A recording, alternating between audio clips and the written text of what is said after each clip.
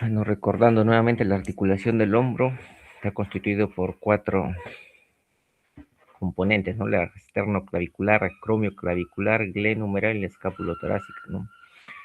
Todas trabajan al unísono para lograr ese gran rango de movilidad que tiene el hombro, ¿no? Es el mayor, es la articulación con mayor rango de movilidad.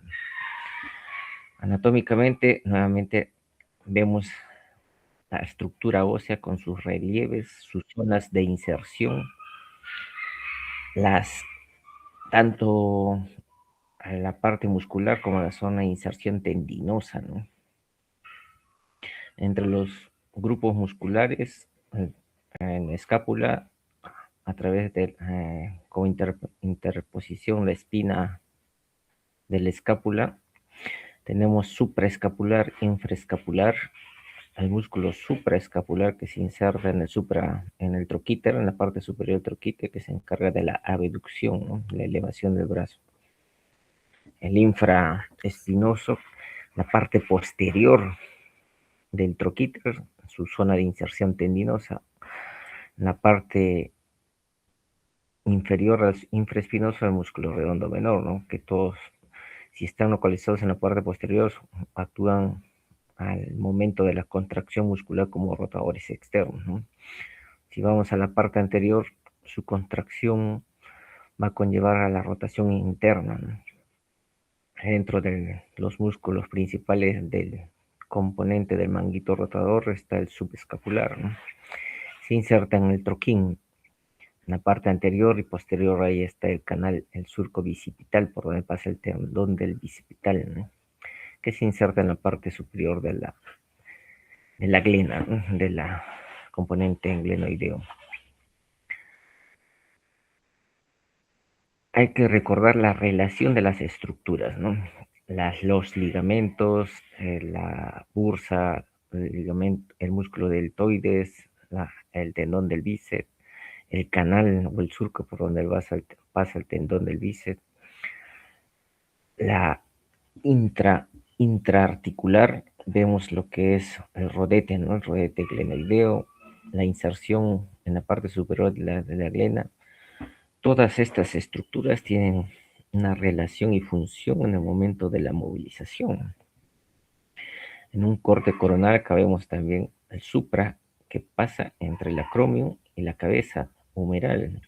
Cualquier alteración entre estas estructuras o mucha fricción o un sobreesfuerzo, un sobreuso va a conllevar un desgaste, fricción, disminución de la irrigación, por lo tanto, mayor riesgo de desgarro, lesión, inflamación.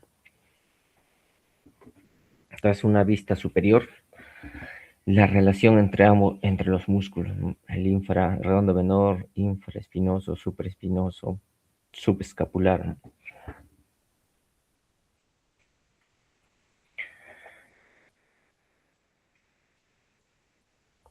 Radiológicamente hay que tener en cuenta la relación entre la clavícula, el acromio, el espacio o la articulación acromioclavicular.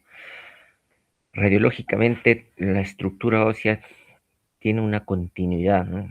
Cualquier alteración fuera de esta imagen ya nos orienta a la patología que está presentando, ¿no? Si hay disminución del espacio, si hay formación de osteofitos, si hay esclerosis, si hay geodas, si es que hay un crecimiento o exostosis, ¿no? Cualquier alteración, si es que hay lisis, imagen lítica o imágenes plásticas, ¿no? O,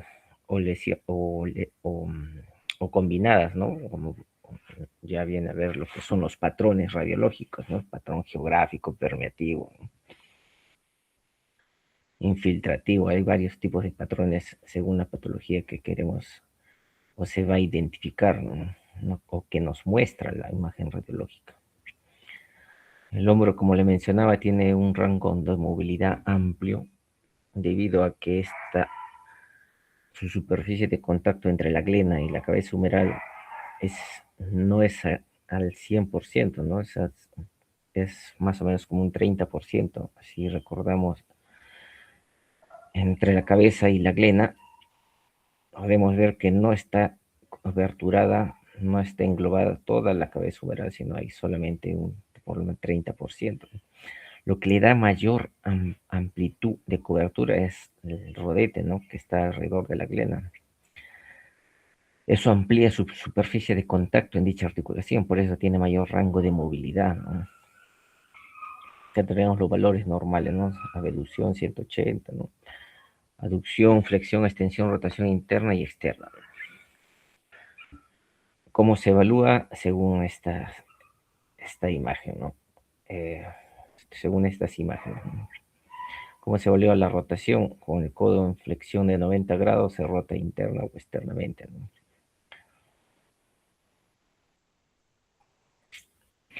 ¿Cuáles son las lesiones que se puede presentar? Fracturas y asociadas a luxaciones, fracturas intraarticulares, desplazamientos como la espiciolisis en los casos de hueso en crecimiento, ¿no? Las fracturas, ¿cuánto representan? El 4 al 5%, ¿no?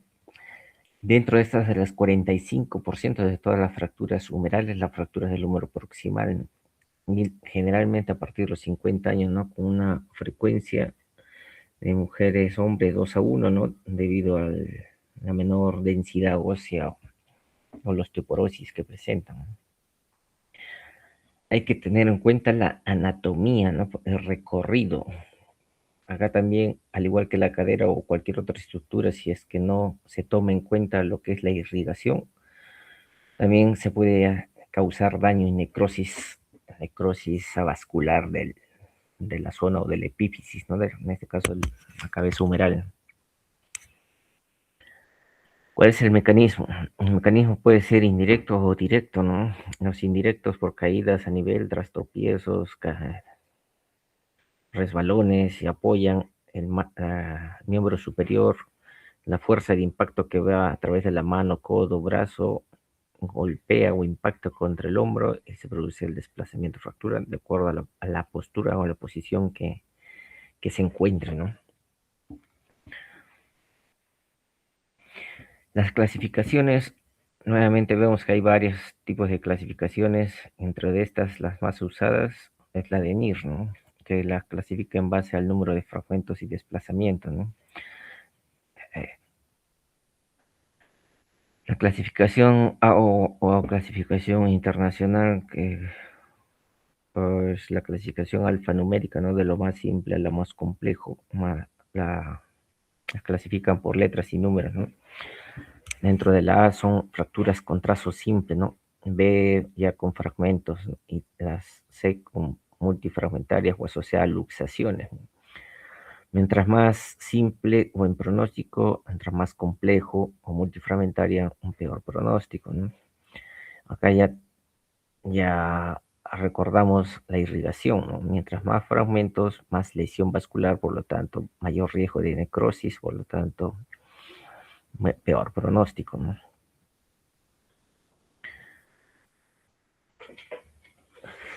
Como les decía, la clasificación de NIR valora lo que es el número de fragmentos y la presencia de desplazamiento, ¿no? Si es, si es mínimo el desplazamiento, generalmente todas las fracturas, o la mayoría, hasta un 80% de las fracturas del húmero consolidan con tratamiento conservador, ¿no? Por su capacidad regenerativa y irrigación.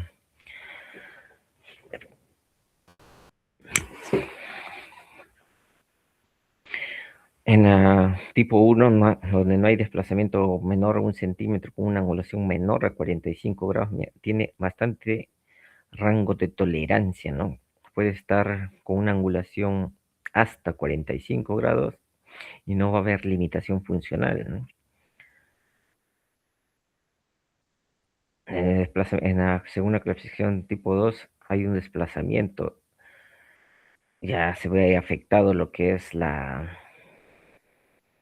irrigación, ¿no? Al igual que la cadera, si es que hay un desplazamiento a nivel del cuello, ya hay riesgo de que tenga necrosis vascular, por lo tanto ya ahí ya viene lo que la evaluación de cada paciente para definir si se hace reconstrucción, osteosíntesis o reemplazo articular, ¿no?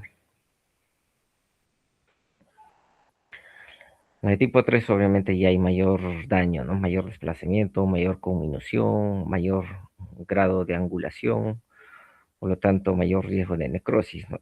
El tratamiento podría valorarse como osteosíntesis o como lo más probable es que se haya reemplazo articular, ¿no? Las fracturas aisladas o avulsiones, en este caso como las fracturas del troquíter, solo de troquíter, si es que no hubiese desplazamiento, se podría brindar tratamiento conservado, pero debido a la fuerza de tracción del supraespinoso, a veces se considera tratamiento quirúrgico, ¿no? Porque cuando empieza a realizar movimientos a desplazar, ¿no? Y ese fragmento se va a interponer entre ambos, en el espacio que hay entre el acromion y la cabeza humeral, ¿no? Por eso es que ya el tratamiento debe ser quirúrgico. En el caso de fractura o avulsión del troquíter, cuando están separadas, igual el tratamiento ya viene a ser quirúrgico, ¿no? Mientras más compleja sea multifragmentaria, asociada a luxación, desplazamiento, ya prácticamente es quirúrgico, ¿no? Por el riesgo de la necrosis ya va a depender de los otros factores como la edad, comorbilidades, ¿no?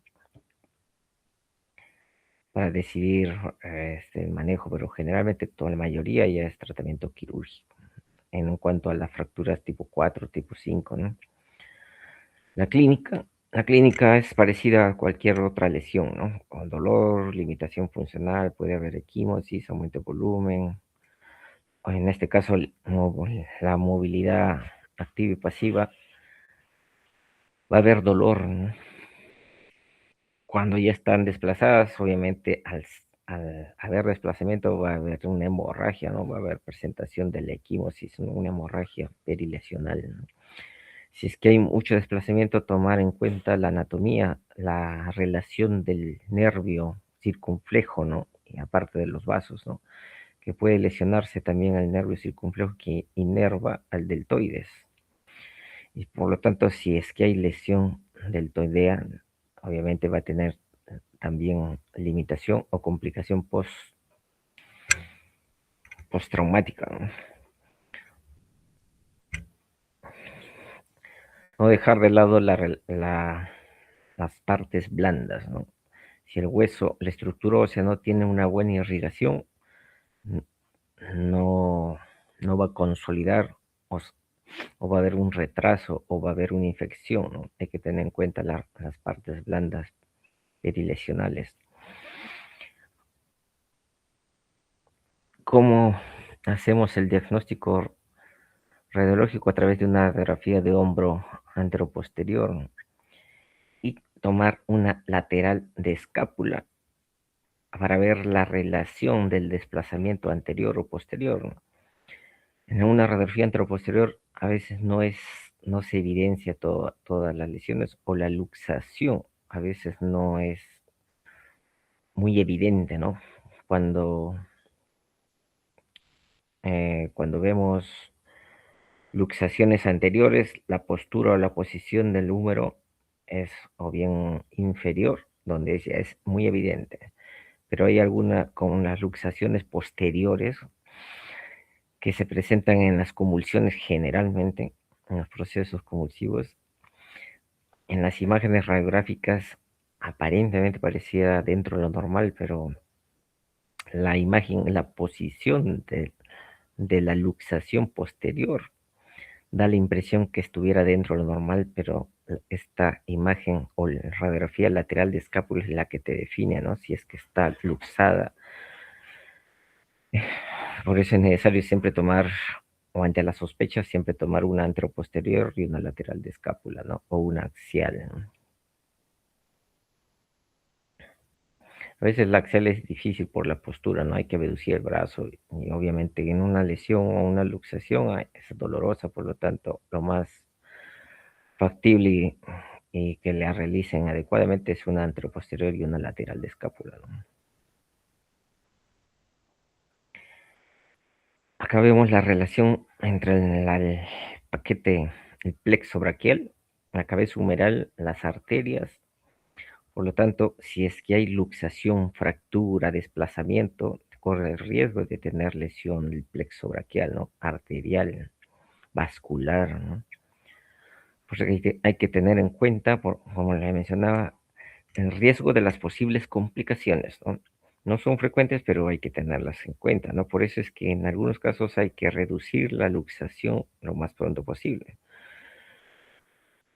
Mientras más tiempo permanezca luxado y mientras más tiempo permanezca en el caso de la compresión del nervio del plexo, podría conllevar a una secuela permanente, ¿no? Por eso a veces es necesario realizar las reducciones en el menor tiempo posible, ¿no? ¿Qué otras lesiones o complicaciones podemos evidenciar? Aparte de la lesión del nervio circunflejo, la lesión del paquete vascular, al haber compresión de las arterias puede haber formación de trombos, trombosis, ¿no?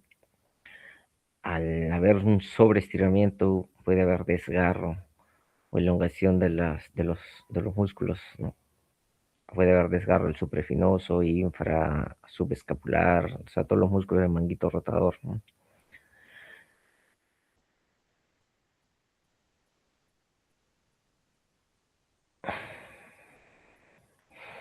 Bueno, como le mencionaba, la gran mayoría de las fracturas eh, se suelen tratar con manejo conservador hasta un 80%, ¿no?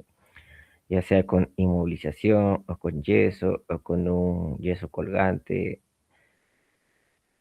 pero todo eso se toma en base a la evaluación de cada paciente, ¿no? Y tomando en cuenta la edad, las comorbilidades, el tipo de actividad, sí, o sea, son una evaluación independiente, ¿no? Hasta tomar en cuenta el tipo del hueso, ¿no? La calidad ósea, si es muy osteoporótico y tuviera alguna enfermedad metabólica del metabolismo óseo también, pues, ¿no? Una insuficiencia renal también no. Cualquier cirugía de osteosíntesis va a fracasar. A veces en esos casos es dejarla con tratamiento conservador, ¿no?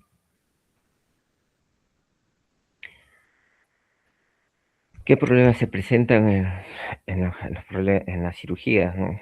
Cuando el hueso es muy osteoporótico, hay problemas de fijación, ¿no? A veces el hueso está tan osteoporótico que parece galleta. Se agarran y se destruye muy rápidamente, ¿no? La el tipo de fractura, ¿no? Al tener muchos fragmentos es difícil, ¿no? El riesgo de la necrosis avascular en la cabeza humeral, ¿no? Si es que tuviese artrosis y encima una fractura, obviamente la decisión ya es quirúrgica, ¿no? No tiene sentido hacer una osteosíntesis en una artrosis que ya sabemos que va a ir con un peor mal pronóstico, ¿no? En esos casos ya es necesario hacer un reemplazo articular, ¿no?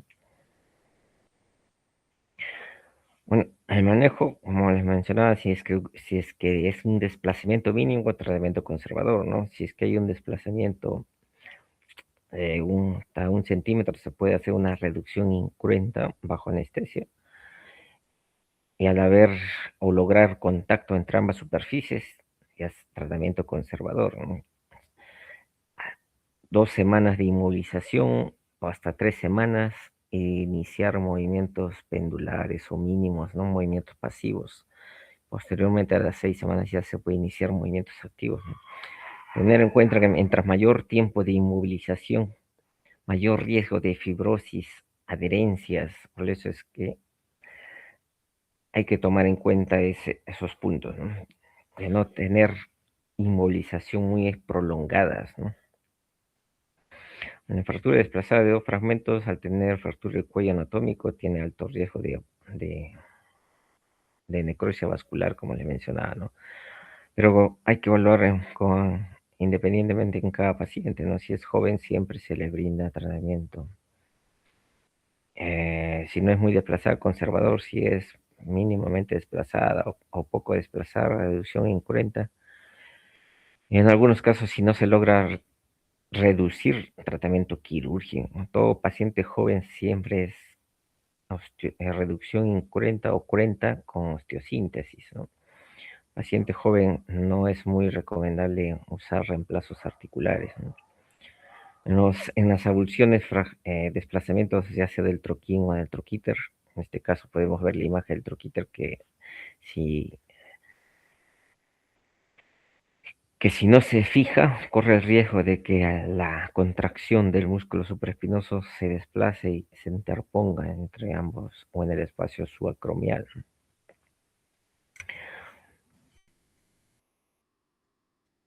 En la fractura de tres fragmentos, ya dependiendo de la evaluación de cada paciente, o bien es osteosíntesis o bien reemplazo protésico, ¿no? Cuatro fragmentos, obviamente, ya es reemplazo protésico, ¿no? Dependiendo del tipo de fractura, según la clasificación, se decide el manejo, ¿no? Ya sea por osteosíntesis, diferentes materiales, ya sea placa tornillo, clavo intramedular, o placas bloqueadas o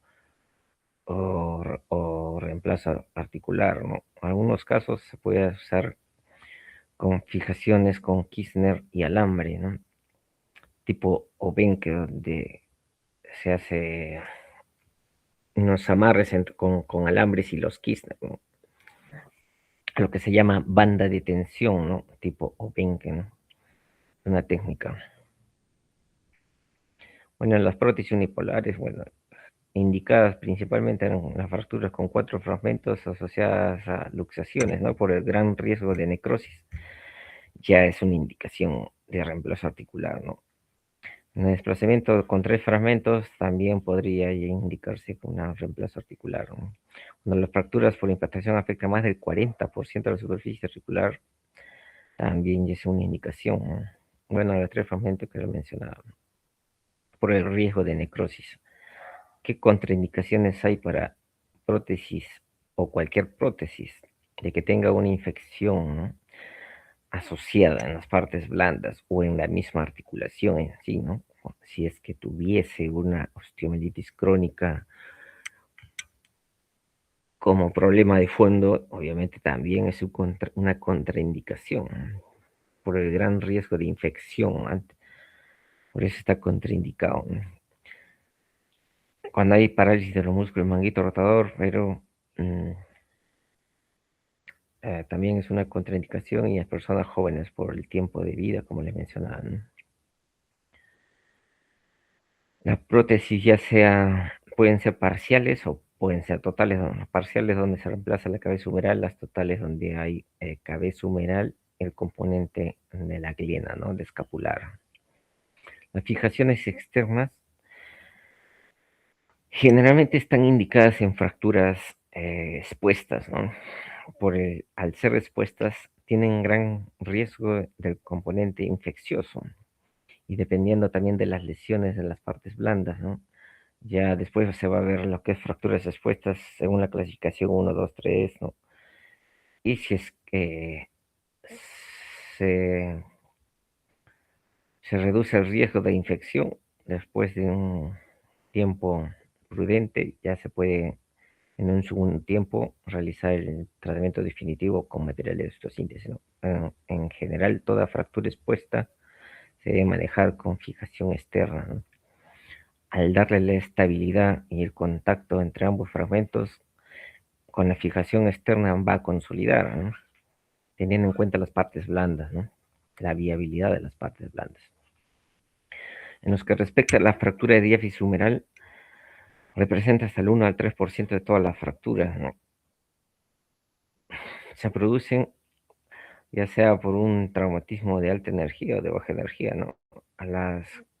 Igualmente, debido a los problemas de metabolismo óseo, la osteoporosis, hasta por una simple caída se puede fracturar la diáfisis humeral, ¿no?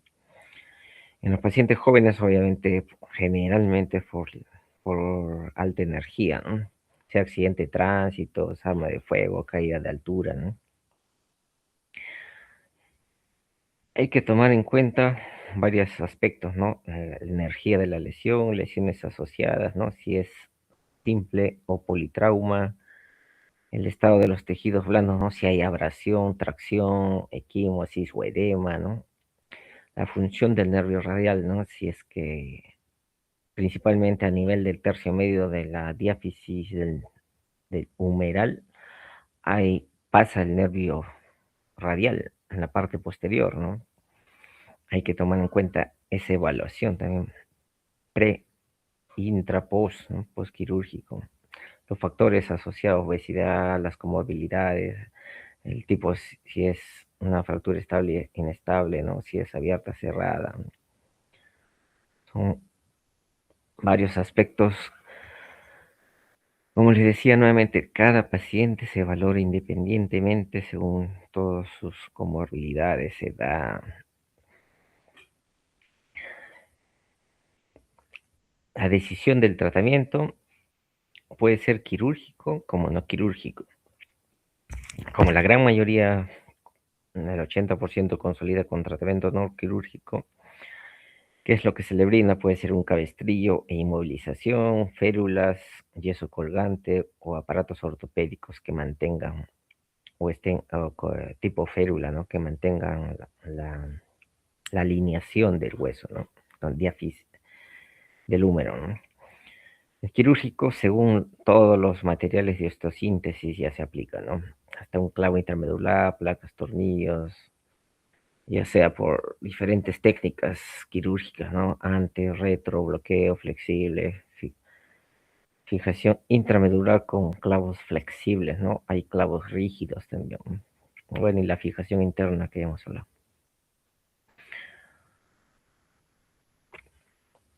Acá podemos ver la gran mayoría de las diáfisis humeral, más del 90% consolidan. Hay que tener en cuenta que el húmero tiene gran tolerancia de deformidad. Acá podemos ver que tolera con una angulación en el plano anteroposterior hasta el 20 grados, ¿no? En ángulo lateromedial o varovalgo hasta 30 grados, ¿no? Y un acortamiento hasta 3 centímetros. Acá podemos que no está, acá en la imagen podemos ver que el húmero no está recto, ¿no? Tiene una angulación. Si el fragmento distal está hacia medial, ¿no? Está desplazado hacia medial, por lo tanto es varo, ¿no? Por lo menos acá habrá unos 20 grados más o menos, ¿no? Si se dan cuenta, a pesar de tener esta angulación, no hay limitación, no va a haber limitación de la movilidad, ¿no? Por eso es que tiene esa tolerancia, ¿no? Es el hueso que tiene mayor tolerancia. La angulación puede tolerar hasta una deformidad hasta 20 grados en anteroposterior. O sea, si está hacia anterior o hacia posterior, ¿no? Si está en varo o algo hasta 30 grados y si se acorta el hueso al estar cabalgado o yuxtapuesto hasta 3 centímetros, ¿no? Estos aparatos ortopédicos son los que mantienen la alineación, ¿no? Su cabestrillo y esperar el tiempo, ¿no? El tiempo valorando la consolidación biológica de los huesos, ¿no? Según su evolución en hematoma, inflamación, callo blando, callo duro, ¿no? Remodelación. Hay que tener en cuenta que al tener una superficie, al ser un hueso tubular y al tener una superficie estrecha, y a pesar de que forme un callo, un hematoma, no darle el peso o carga precoz porque corre el riesgo que al tener menor superficie de contacto entre ambos huesos, corre el riesgo que se refracture, ¿no? Por lo tanto, hay que estar seguros de que esté bien consolidado para poder recién iniciar carga. Acá tenemos una imagen de un clavo intramedular, le da fijación, estabilidad y al conservar el hematoma va a consolidar, ¿no? Al menos con el clavo le da mayor estabilidad, mayor seguridad, pero con tratamiento ortopédico corre el riesgo que se refracture si es que se le brinda carga precoz, ¿no? O sea, es que hay que evitar la fuerza, el peso, ¿no?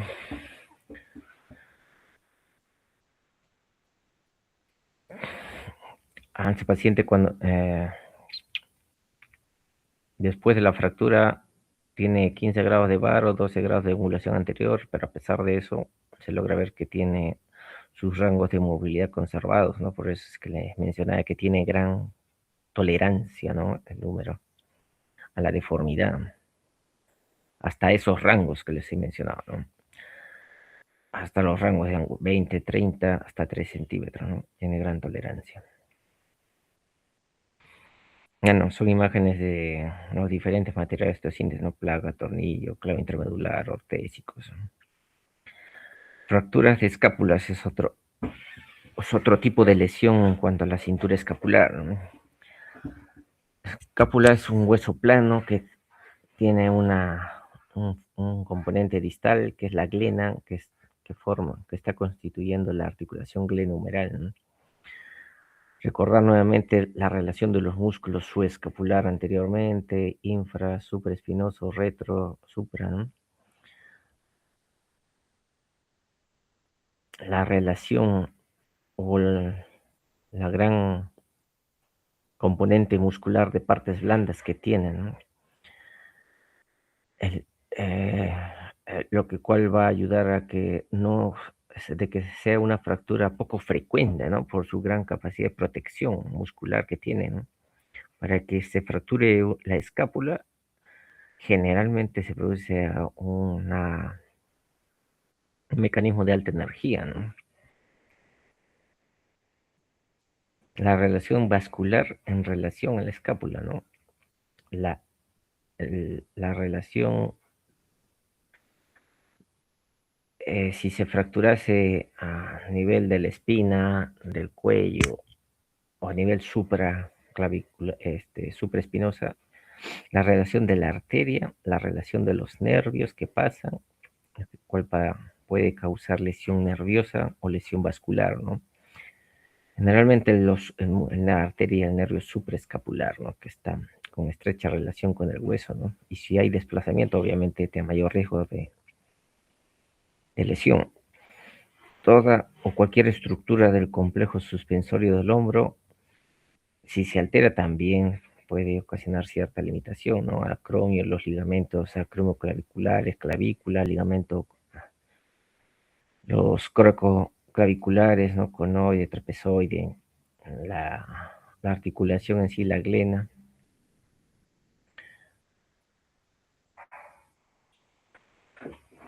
que representan hasta el 3 al 5%, ¿no? De las fracturas del hombro y del 0.5 al 1% de todas las fracturas, ¿no? Su porcentaje es mínimo, ¿no? ¿Cuál es la incidencia entre 30 y 40 años, ¿no?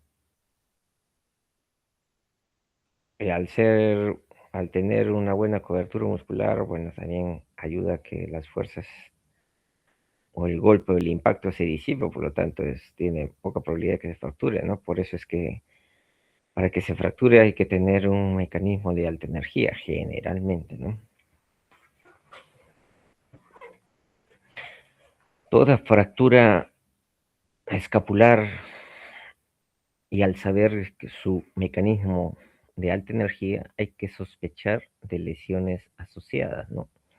Acá podemos ver que hay un 35 al 98% de lesiones asociadas cuando hay fractura de escápula, ¿no? Puede haber fractura costal, clavícula, esternón, neumotoras, lesión del plexo, hasta fractura de columna, pelvis, ¿no? Tenemos la relación, unos porcentajes de las lesiones asociadas, ¿no? Generalmente son las pulmonares, o neumotoras, ¿no? Contusión pulmonar, todo lo que es la estructura pulmonar, ¿no? Puede estar asociada a fracturas costales, ¿no? Recordar el mecanismo de alta energía, ¿no? Las lesiones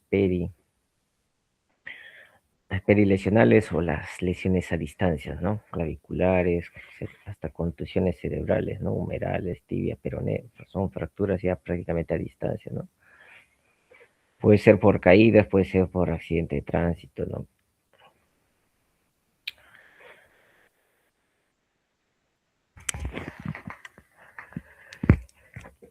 En la evaluación hay que hacer un reconocimiento traumatológico completo, ¿no? A veces según la lesión más evidente, es muy dolorosa, pero a veces pasa desapercibida a otras lesiones, por eso es que hay que evaluar. Una evaluación según el mecanismo también, ¿no? Completa, todo prácticamente.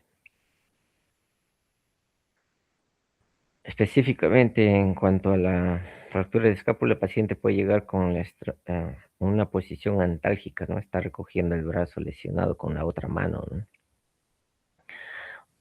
Adopta una posición antálgica, ¿no? El síndrome compartimental es raro, ¿no? Pero hay un signo, el signo de Comoy, ¿no? Que representa una tumefacción triangular del tórax posterior, ¿no? Va a haber una equimosis posterior a nivel escapular, ¿no? Por el sangrado, ¿no? La clasificación, nuevamente vemos varias clasificaciones, pero dentro es la de Ideberg, que es la más usada, en las cuales ya hubo variantes, ¿no? Que le agregaron otros subtipos, ¿no? Se, según se fueron presentando las fracturas. Pero en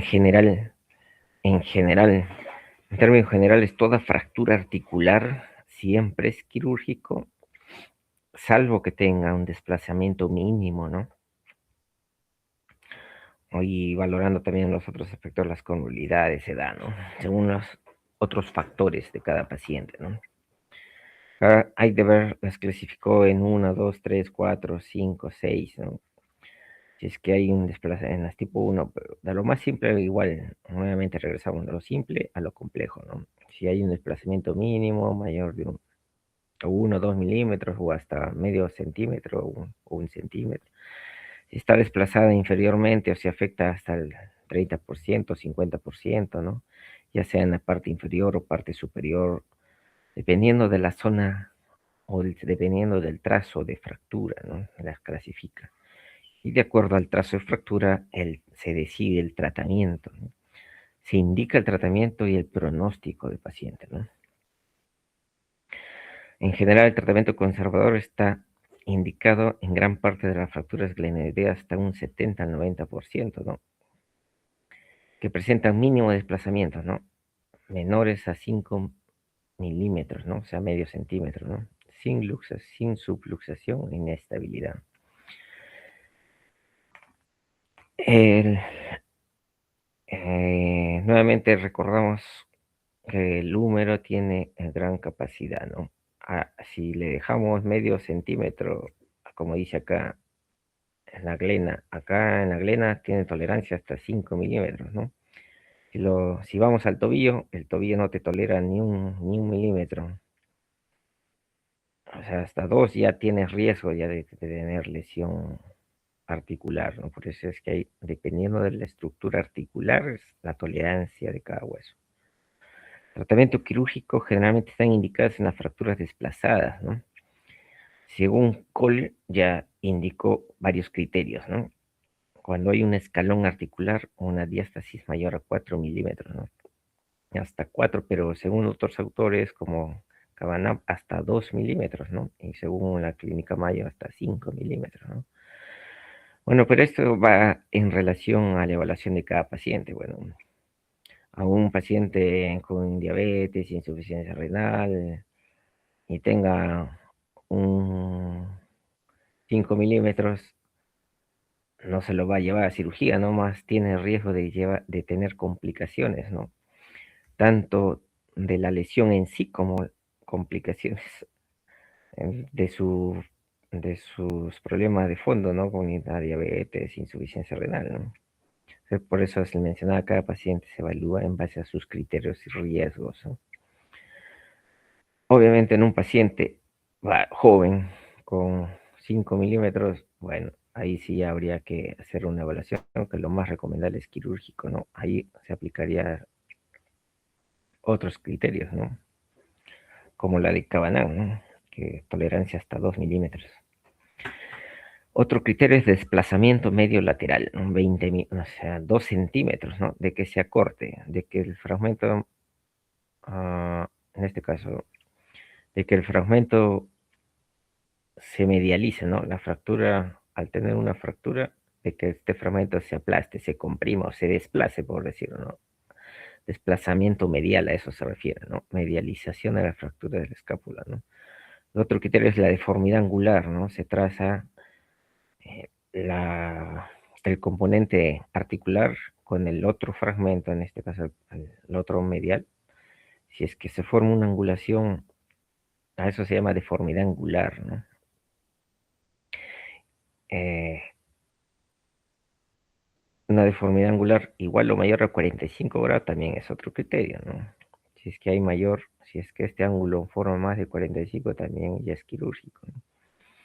El ángulo glenopolar se traza en base a la superficie, ¿no? Un trazo en base a la superficie articular y otro en el borde superior de la glena hasta la espina, al punto más inferior de la escápula.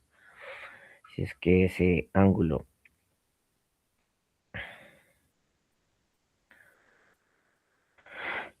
glenopolar supera menor, mejor dicho, claro, menor o igual a 22 grados también es otro criterio, ¿no? Tomando en cuenta todos estos parámetros, o si hay una combinación, ¿no? De medialización y deformidad angular, en el caso que haya combinación de medialización y deformidad, eh, medialización de 15, ¿no? Combinado, pues 15 y deformidad 30 también es otro criterio, ¿no? Pero si son aislados, son de 20 y de 45, ¿no?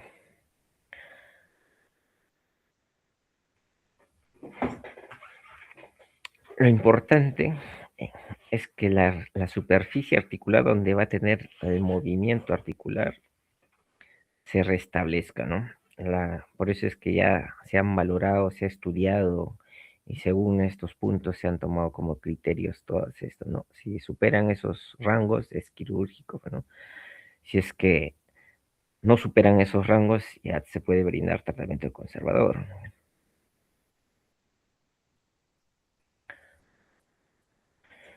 Ahora, cuando otro criterio, doble lesión desplazada del complejo suspensorio, ¿no? Todo ese, las lesiones anatómicas en base a todas las estructuras del complejo suspensorio, también, ¿no? Doble lesión desplazada del complejo suspensorio, ¿no? Descrito por Goss, ¿no? ¿Cuáles son las estructuras del complejo suspensorio? La glenoides, la policoronoides, ligamentos, clavícula, articulación, ligamento, todas las estructuras que hemos visto anteriormente acá en la articulación, ¿no? Doble lesión, cualquiera, dos lesiones asociadas ya también es una indicación de tratamiento quirúrgico, ¿no? Si el desplazamiento de dos o más de estas estructuras no es mayor a 1 centímetro, indicación de tratamiento quirúrgico, ¿no? Bueno, y entre otras indicaciones serían las fracturas aisladas, desplazamiento de la apófisis coracoides, acromio mayor de 1 centímetro, ¿no? Pseudoartrosis dolorosas, ¿no? Hay pseudoartrosis que no son dolorosas, no causa limitación, para que tocarlas, mejor dejarlas ahí, ¿no? Cuando ya es sintomática, ya el tratamiento es ya también quirúrgico, ¿no? Son fracturas o lesiones aisladas, ¿no? Bueno, los criterios ya hemos visto, acá hay un resumen de todos los criterios: fracturas articulares mayor a 4 milímetros, ¿no? Medialización mayor a 20, deformidad mayor a 45, la asociación de medialización, deformidad 15 y 30 bajan, ¿no? Bajan los rangos. El ángulo hasta 22 grados, desplazamiento de dos o más elementos del complejo suspensorio del hombro mayor a 10 milímetros, fracturas aisladas mayor a 10 milímetros, ¿no? Tratamiento quirúrgico: toda fractura intraarticular desplazadas y que afecten más del 25% de la superficie articular, ¿no? Ya son criterios de indicación quirúrgica, ¿no? Fractura de cuello escapular con angulación mayor a 40 grados, ¿no? Fractura de cuello escapular con fractura desplazada, clavicular desplazada. Bueno, acá tenemos otras indicaciones: acromial, coracoide y fracturas convenientes de la espina de la escápula, ¿no? Todos estos no son absolutos, ¿ya? Toda valoración quirúrgica es independiente en cada paciente, ¿no? Acá en esta imagen radiográfica ya vemos un montón de lesiones, ¿no? Fractura clavicular desplazada, angulada, fractura escapular, articular, con desplazamiento por lo menos mayor de 5 milímetros. Acá ya hay medialización, el ángulo glenopular está afectado, ¿no? todo está afectado. Acá es un plano anteroposterior. En este caso sí es necesario tomar una imagen tomográfica ya para evaluar los otros criterios, ¿no? Y cuánto específicamente se ha desplazado en la superficie articular. En la tomográfica ya es más específico, tridimensional, y se ve el gran daño articular y desplazamiento, ¿no? Podemos ver que la articulación también está invertida, desplazada, ¿no? Si la vemos en un plano lateral, está toda deformada, angulada, con minuta, ¿no? Si reúne todos los criterios para ser quirúrgico, ¿no? Por eso es que no solo se toma en cuenta la superficie articular, ¿no? Ya para eso se, se investiga y se diseña, se analiza todos los criterios según los autores, ¿no? Igual acá, ¿no? La superficie articular mayor del 25 hasta el 30%, desplazada, mayor de hasta 1 centímetro, ya tiene criterios, ¿no? Quirúrgicos. Disminución del cuerpo, de la escápula.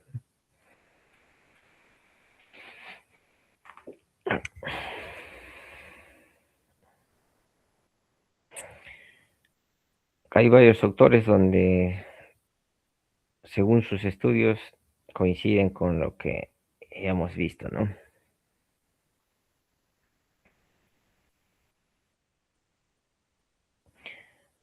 Cuando son lesiones con mínimo desplazamiento, acá podemos ver una grada de 1, 2 milímetros, según los criterios que ya hemos visto, tolera hasta 4 milímetros, ¿no? Puede estar hasta más y tiene buena tolerancia. Probablemente vaya a tener artrosis en un futuro, ¿no? Pero ya, como le mencionaba, ya ha sido estudiado y por lo tanto ya son criterios para tomar la decisión de tratamiento conservador, ¿no? Los abordajes obviamente va a depender del tipo de lesión o fracturas, ¿no?, que estén presentes, ¿no? Sea anterior, posterior, ¿no? Ya, ya son técnicas quirúrgicas, ¿no? Brodsky, horizontal, Judet. ¿Qué complicaciones asociadas, las lesiones asociadas? Lo que ya hemos visto, ¿no? Las lesiones asociadas. Mala consolidación, pseudoartrosis, lesión del nervio supraescapular o vascular. Fractura de clavícula, ya hemos visto que es otro componente del complejo suspensorio, une, mejor dicho, el hueso que une el tronco con el hombro y el brazo, ¿no? Es un, es una estructura donde el tercio externo es plano, donde da inserción al trapecio, al deltoides, ¿no? Y los ligamentos acromioclaviculares y coracoclaviculares. El tercio medio es tubular, que por debajo de él pasa el plexo braquial, ¿no? Los vasos, el vaso principal, el axilar, ¿no? En la porción superior del pulmón. Esta podría perforar si es que el desplazamiento al nivel del tercio medio es muy desplazada hacia el pulmón, se podría perforar, ¿no?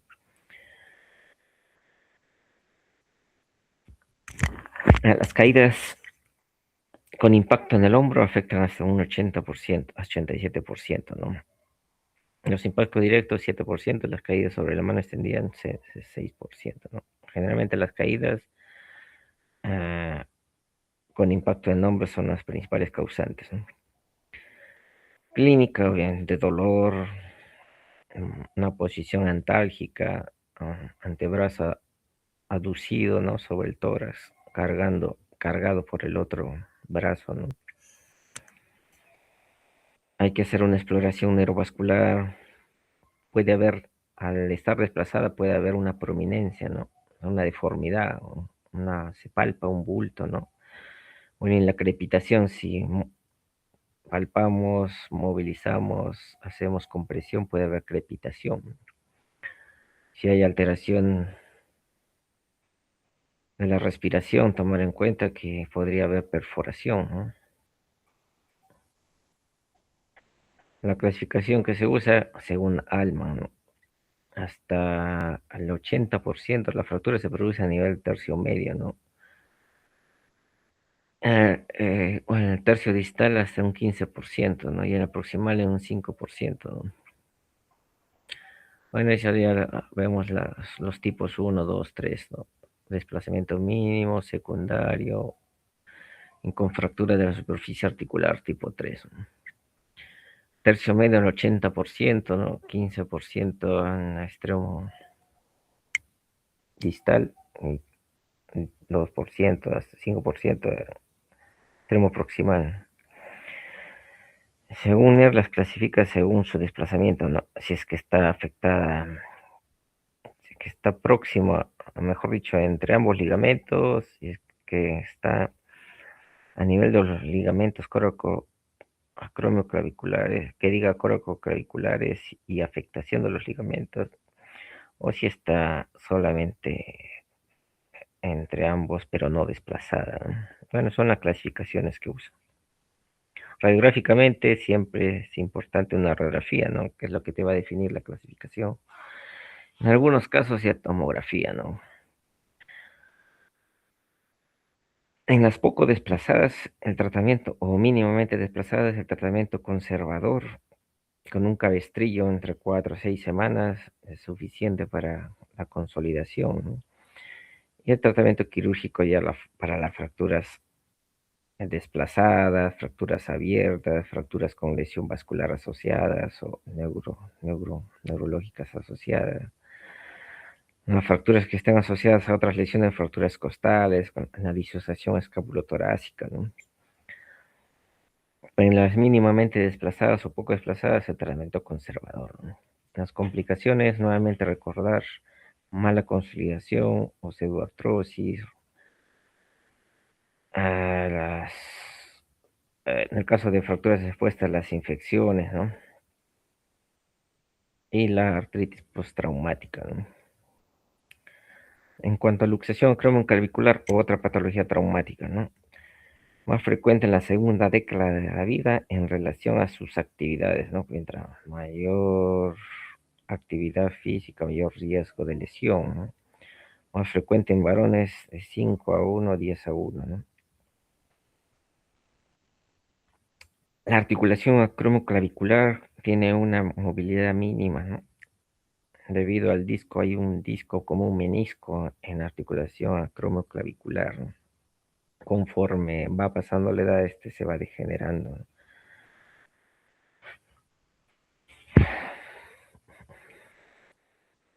El mecanismo de lesión es por fuerza directa e indirecta, ¿no? Caída sobre el hombro con el brazo aducido, ¿no? Que empuja el acromio medialmente e inferiormente, ¿no? O sea, nuevamente caída con impacto en el hombro, ¿no? O con la mano extendida. Como evidenciamos clínicamente, obviamente el dolor, cómo se evalúa paciente con los brazos caídos prácticamente, en algunos casos se le puede poner un peso de 2 kilogramos. Acá podemos ver un peso de 2 kilogramos donde va a caer o se va a hacer más prominente la luxación, ¿no? Al tener lesión de los ligamentos, se va a hacer más prominente o se va a evidenciar que no hay sostenibilidad a nivel ligamentario, desde donde ahí ya se logra evidenciar, ¿no? El otro signo es el signo de la tecla, ¿no? Al estar muy deformado o elevado, al tocar esa clavícula o el extremo distal de la clavícula, va a bajar como una tecla, ¿no? Se la comprime y nuevamente sube, ¿no? Signo de la tecla. Acá tenemos la clasificación de Rothwell, ¿no? Donde es en base al desplazamiento. Y el desplazamiento está en relación a la lesión de las estructuras. En el tipo 1 solamente puede haber un desgarro mínimo, ¿no? De los ligamentos acromioclaviculares, ¿no? Una elongación de los ligamentos en el tipo 1. En el tipo 2 ya hay rotura, pero solo de los ligamentos acromioclaviculares con distensión de los coracoclaviculares, ¿no? En el tipo 3 ya hay lesión de los dos, ¿no? Pero no hay desplazamiento.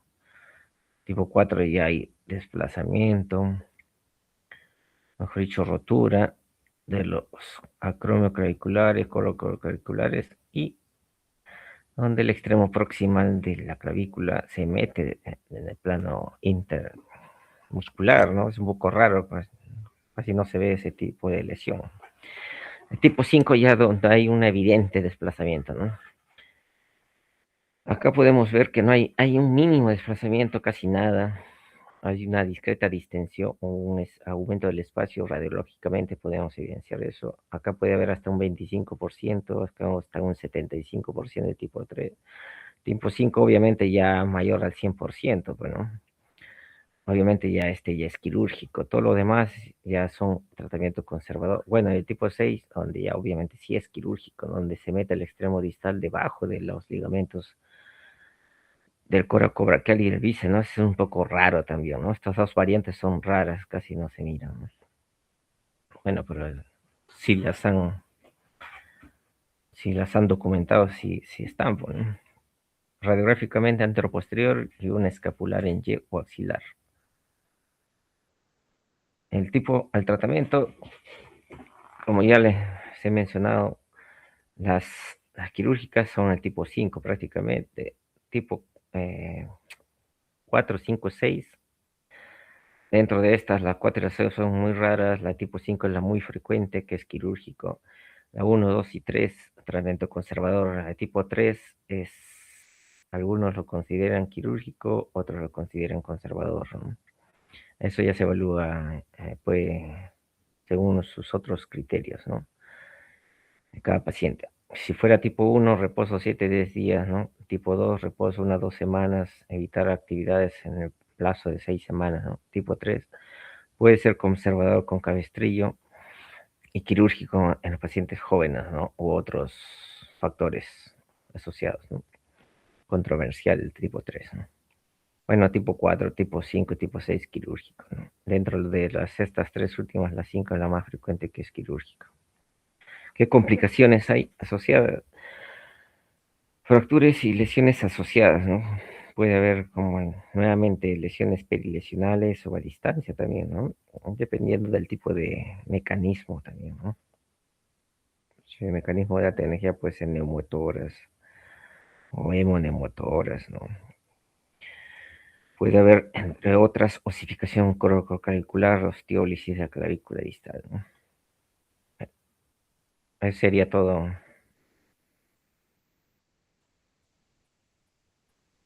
Ok, doctor, muchas gracias.